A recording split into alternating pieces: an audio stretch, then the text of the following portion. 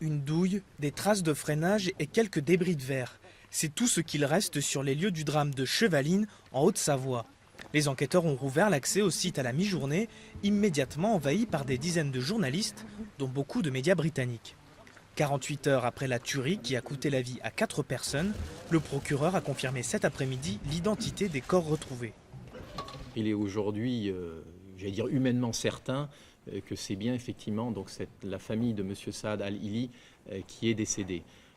Une famille de campeurs venus de Londres, le père, Saad Al-Hili, sa femme et ses 2 filles, Zaina 8 ans et Zéab 4 ans.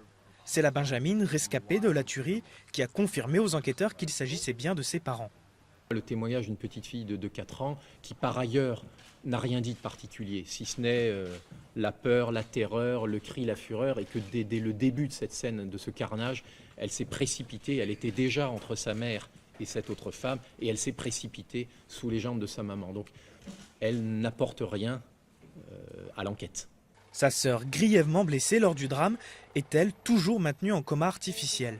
Elle devrait être entendue très prochainement par les enquêteurs. Le parquet d'Annecy a également confirmé que le frère de Saad Al-Hili s'était présenté de lui-même à la police britannique. Il semblerait qu'un litige financier opposait les 2 hommes. Il a toutefois nié toute implication dans la mort de son frère. Son nom est sorti, il s'est présenté inquiet en indiquant « Est-ce qu'effectivement mon frère est mort en France ?» Voilà, et il s'est ensuite représenté aujourd'hui, parce qu'évidemment il a entendu parler des conflits entre lui et son frère, pour dire « Mais attendez, je n'ai pas de conflit avec mon frère ». Les résultats des autopsies menées cet après-midi devraient être connus pendant la nuit.